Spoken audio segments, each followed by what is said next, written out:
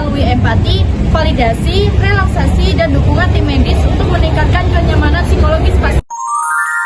Baik, jadi di sini tuh kita lihat kondisi Bapak Hasmi ya. Jadi besok beliau dijadwalkan operasi pada jam 8 pagi. Nah, Nikma, kamu gimana nih sebagai perawat primer buat observasinya? Dari hasil pengajian, kecemasan beliau cukup tinggi. Beliau juga sering bertanya tentang resikonya dan terlihat takut tidak bisa bangun lagi setelah operasi. Begitu. Oh, mesin tadi malam saya mengantarkan makan malam dan hampir tidak disentuh sama sekali. Istrinya juga kelihatan lelah dan bingung mau menjelaskan apa lagi.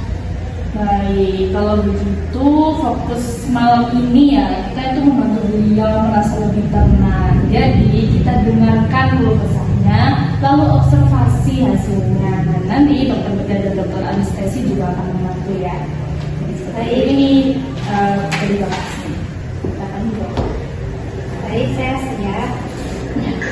Nurse Nikmah dan Nurse Cinta masuk ke kamar pasien. Bapak Hasmi duduk bersandar.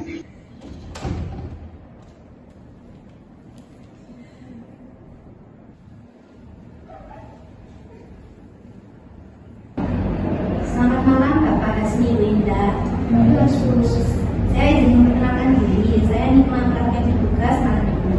Dan saya Cinta, perawat yang akan menemani dan membantu Bapak pada saat persiapan operasi. Apakah saya boleh mengobrol sekitar 5-10 menit? Boleh sus, tetapi jangan lama-lama soalnya saya sangat lelah sus. Baik Pak, bagaimana kondisi Bapak sekarang? Saya merasa sangat takut sus ketika saya dibius dan tidak bisa bangun lagi dan meninggalkan keluarga saya. Saya sudah berusaha menenangkan sus, tapi suami saya kepinginan terus. Wajar sekali Pak, rasa takut dan cemas sebelum operasi itu sangat manusiawi. Tidak ada yang salah dengan perasaan Ibu. Kami akan membantu Bapak untuk menggunakan rasa Ibu. Iya sus, tetapi saya masih sangat cemas. Kalau begitu, apa Bapak mau kami bantu untuk mengurangi rasa cemas? Boleh sus, tetapi bagaimana caranya sus? Baik, kalau begitu izinkan kami melakukan relaksasi untuk mengurangi rasa takut, mungkin sekitar 10-15 menit. Baik sus. Baik Bapak, mari kita mulai. Pertama-tama, nyamankan posisi Bapak terlebih dahulu.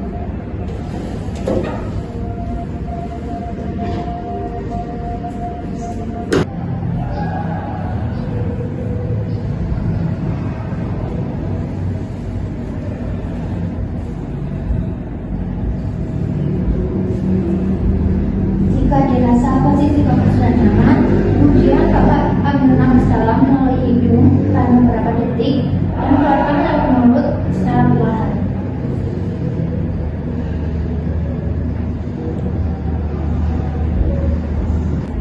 Baik Pak, relaksasi yang Bapak lakukan sudah cukup benar. Terima kasih sudah mau mengikuti instruksi kami. Sama-sama sus, saya merasa lebih lega dan tidak cemas lagi. Baik Pak, syukurlah jika Bapak sudah melakukan relaksasi ini, Bapak menjadi lebih lega. Bapak hebat. Jika merasa lebih cemas lagi, bisa melakukan relaksasi ini lagi ya. Baik sus. Beberapa saat kemudian, Dr. Nova dan Dr. Fairuz serta Amelia datang.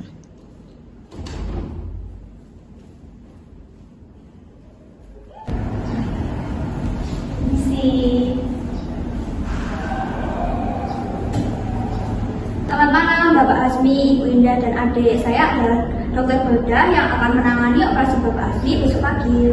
Dan saya dokter anestesi yang akan menemani dan menangani proses Bapak dengan aman. Dok, kalau boleh bertanya, seberapa besar keberhasilan operasi seperti ini dan apa resiko terburuknya? Pertanyaan yang bagus adik. Operasi usus buntu adalah operasi yang sering kami lakukan dan tingkat keberhasilannya sangat tinggi, lebih dari 98%. Tetapi resiko seperti pendarahan dan infeksi tentu ada. Tapi kami akan selalu memberikan langkah pencegahan dan penanganan yang terbaik.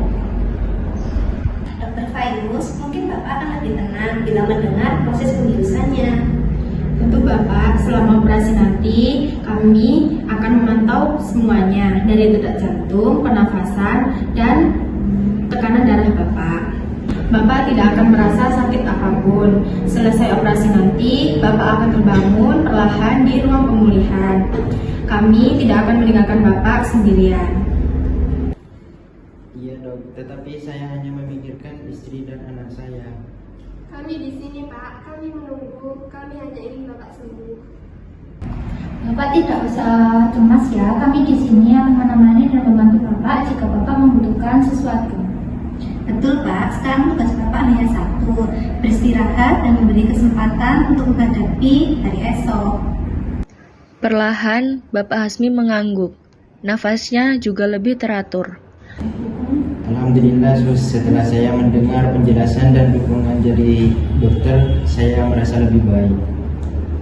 Syukurlah Bapak jika merasa lebih tenang. Semoga besok pada saat proses operasi Bapak merasa tetap tenang dan senantiasa mengikuti instruksi proses operasi.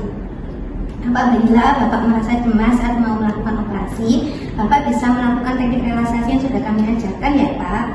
Coba Bapak lakukan kembali teknik relaksasi yang telah kami ajarkan.